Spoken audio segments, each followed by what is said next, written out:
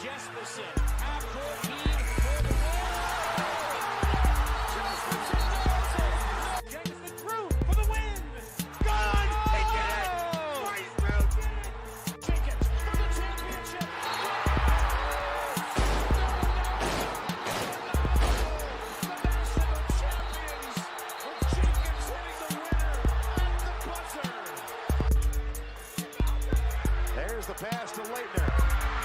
Puts it up. Yes! The time, 18. Shot. Jordan. Michael Jordan. 14 seconds. Brown. Look outside. This is the point where he always hits it. Oh! Aaron Harrison beyond belief.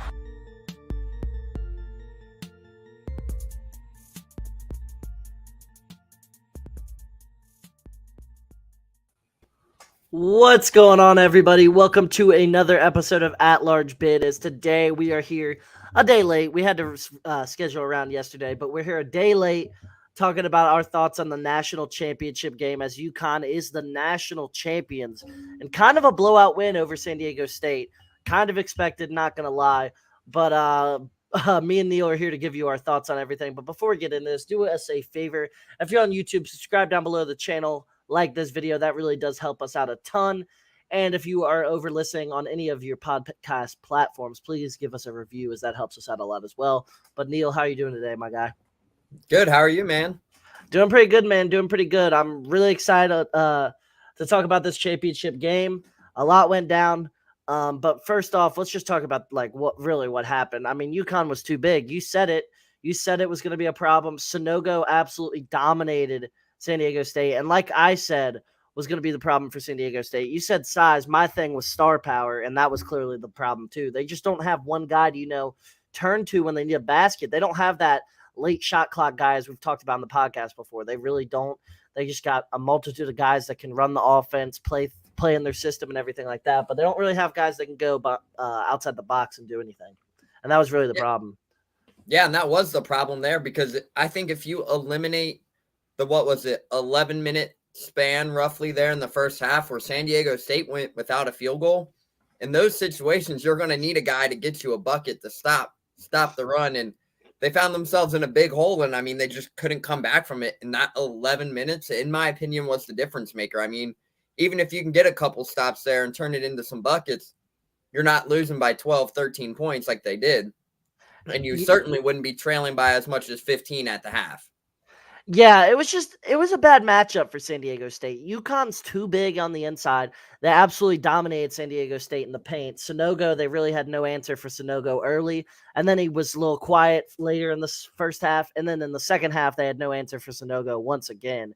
He was absolutely dominant. Jordan Hawkins came alive late in the game, to put up a nice little stat line. I think he had 16? 15, 16? 16? That's what I thought.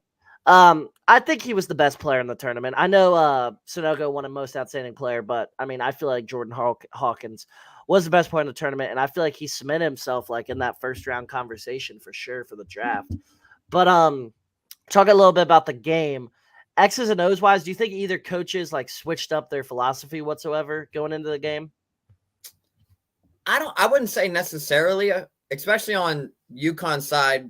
With Coach Hurley, I don't think they really changed anything. I mean, I think they knew the size, the mismatch was going to be there, but then they also have two guards who can go and get you points whenever you need them, and Jordan Hawkins, and then Tristan Newton, who we said was going to be the X factor. He was huge for UConn, was absolutely huge on Monday night, finishing with, I believe it was 19 points and 10 rebounds, so a nice double-double. How many assists did he have? He had a few assists too. 4 assists. Yeah. So nice game passing the ball too. Yeah. So he had probably one of his best games of the season on arguably the biggest stage. So, I mean, he was the guy that we said, hey, he would be the X factor here in this one. I mean, there's been conversations surrounding Tristan Newton that people didn't think he was the number one point guard. He wasn't capable of playing the guard at UConn. And then look what happened. After he transferred from East Carolina University, a small mid-major program, just a season ago, he is now a national champion in his first season as a Husky. And overall, I mean, I thought he put everything on display on Monday night. I mean, I'm not surprised by his performance because I saw him put up 30 about 3 or 4 times last season in the AAC. I saw him do it down in Texas at the AAC tournament last season. So I was not surprised to see him go off like that. But I am very happy that he did it in the national championship game. Yeah, I agree. I'm extremely happy that he did there. He had a really good night. And one other thing I want to talk about here is this UConn team could be back next year. All these players could legitimately come back. Like Sonogo, I feel like if I had to bet, I would bet he'd come back. I don't really think he has much draft stock, to be honest. He'd obviously get signed as a free agent by a team or something, but like he doesn't have much actually getting drafted potential. Hawkins, I mean, I feel like he's probably going to go. What do you think about Hawkins? Do you think he's gone? I wouldn't be surprised if he did go, But but I I wouldn't think be he could stay surprised if he too. came Yeah. back either. Yeah, Because same here. obviously there's been talks of him in the second round and then obviously him sliding into the late first round. But I mean, if he comes back for a year and just absolutely balls out, He's still young. It's not like yeah, he's 23. He's only 20. So if he comes back, balls out next year, he'll only be 21 still. It's not like he's a fifth-year senior right now coming back for his DeAndre Williams 7th year of college or whatever. He's still kind of young, so he could definitely come back. I mean, and everybody else is going to be back pretty much. Like, this team could be scary next year. yeah. And you mentioned it. I mean, this team, there's a reason they were national champions, obviously, but they came into the season ranked what? Number 2, number 3 in the first AP polls. They were top 5 for a while, and then they went on a tear where they just lost 6 out of 8 games in a row. Yeah. And then in that span, I think I I saw watched one of those games. They got killed, not killed, but they got whooped by Xavier. I think I watched one. I saw a picture on Twitter today of Jordan Hawkins just absolutely beaten down with emotion in the stairwell, bent over, and then now you flash forward to, and I think the picture of the date was like January 23rd or something like that. I think it was after the Xavier loss at UConn, and then you come back, and the next thing you know, roughly just a little over 2 months later, he's now a national champion. So you look at the bounce back because no one, if you would have asked me after that 6-game skid, I don't think we would be talking, hey, UConn's national champs. I think don't anyone would have. know, but going into the tournament, I don't think I would have said you're insane if you said UConn was going to win it all. I don't think you would Yeah, say no, I no, would say you're absolutely. crazy. Going into it, we both talked about how they were a dark horse team to win it. We did say that, both of us. And once it got really to the Elite Eight, I kind of thought UConn was going to win it. Maybe the Sweet 16 even. Shit. I kind of thought UConn's probably going to win it. And I mean, it played out like that. And this tournament run was dominant. There's really no close games in this whole tournament for UConn.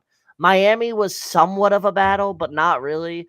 Same with San Diego State, kind of, but not really. Like, they dominated this tournament. It wasn't even close. Yeah. And Danny Hurley seems like the guy for this program for a long time. No, absolutely. Coach Hurley's done a fantastic job. And I know there's been a lot of people talking like, oh, why wasn't there, the views weren't as what they were in the recent years past because there was no number 1 seeds playing. But that's what makes March special. Like, you don't have to be watching just for the number 1 seeds. Like, this was the year where you could not have predicted any of this. No. You couldn't have predicted a Sweet 16 of FAU, San Diego State, Miami, or a Final Four of FAU, Miami, San Diego State, and UConn. I don't think anyone could have predicted that. Yeah, and they're already favored for next year's title. They're already the odds-on favorites, which I mean, I understand because a lot of their teams coming back. It's not like these guys are all like if this was like a Kentucky, a North Carolina champion, the whole team's gone because they're all first-round picks most likely. But like it's just like it's cool to see like a national championship, and a lot of these guys are going to be back. It's really cool to see. Yeah, no, most definitely. And it's going to be very exciting to watch them. Obviously, there's still some decisions to be made.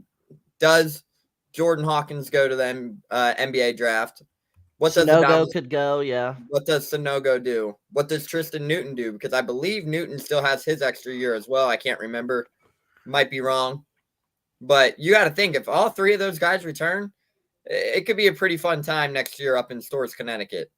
Yeah, I agree with you. It really could. I'm excited to see how stuff plays out for sure. I'm really excited to see how stuff plays out.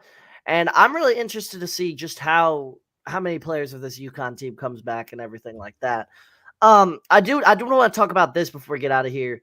I did want to talk about is UConn a dynasty? Like, are they like a blue blood? Are they a dynasty?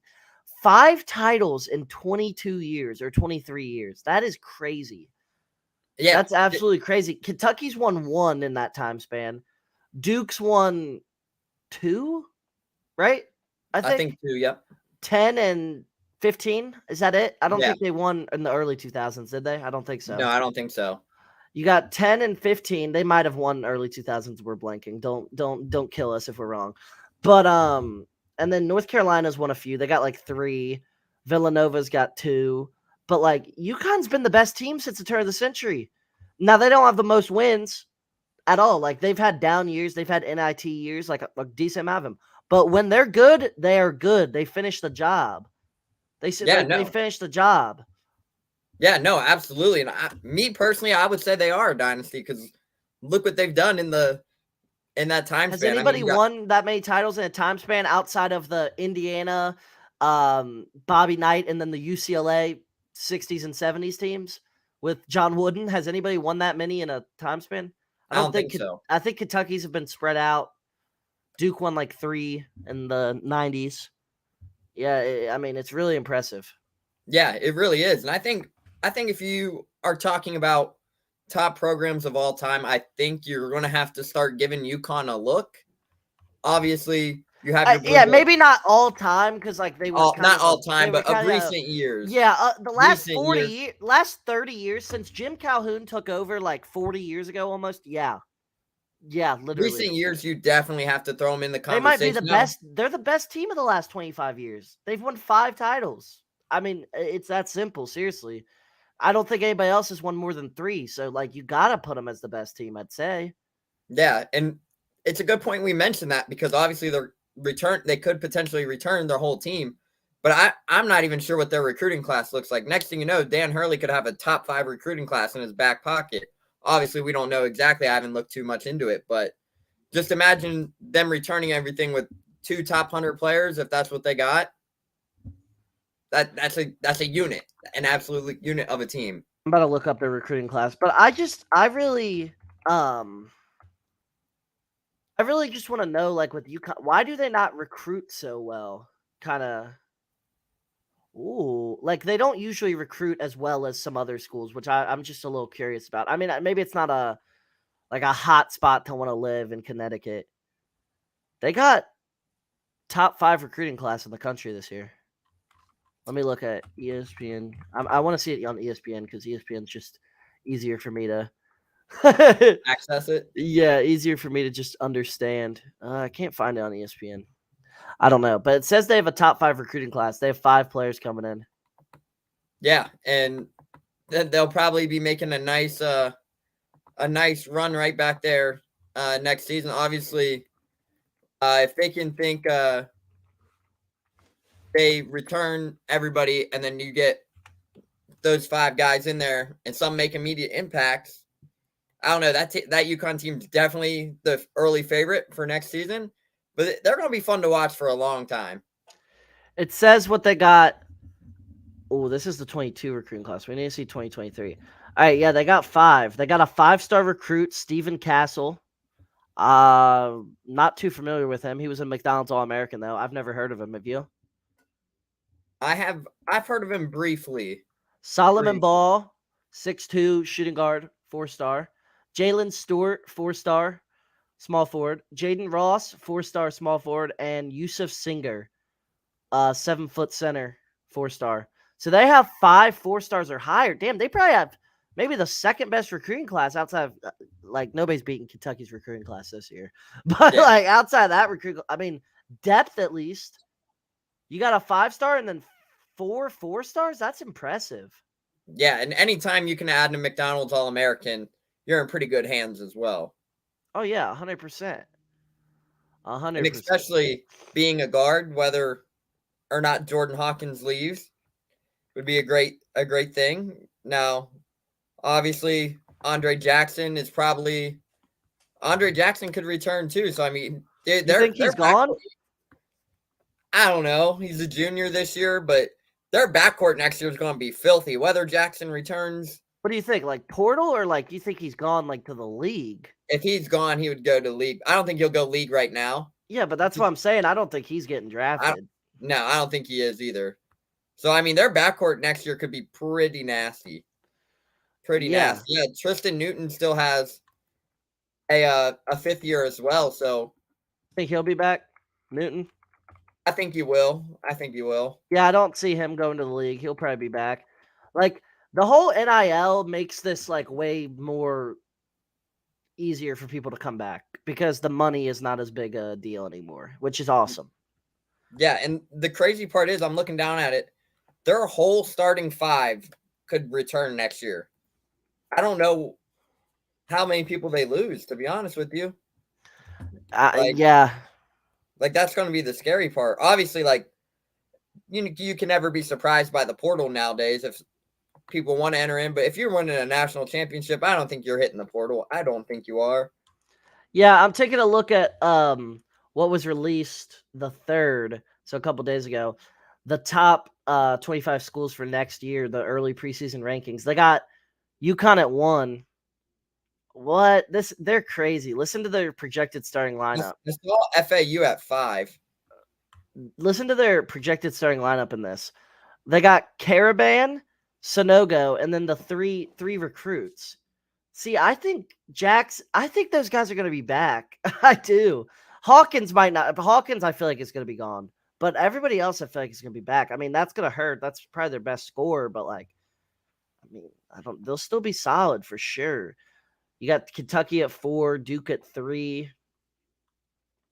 FAU at 5, Michigan State 6, Kansas 7, Arizona 8, Houston 9, and then Creighton at 10. Houston at 9 is what's kind of worrisome for me because obviously Jamal Shed just entered the draft while maintaining his eligibility. Tremont Mark hit the portal. Marcus Sasser's off to the NBA. Jerace Walker's off to the NBA. Yeah, So I don't know about that. So that's where I'm at on Houston. So I agree.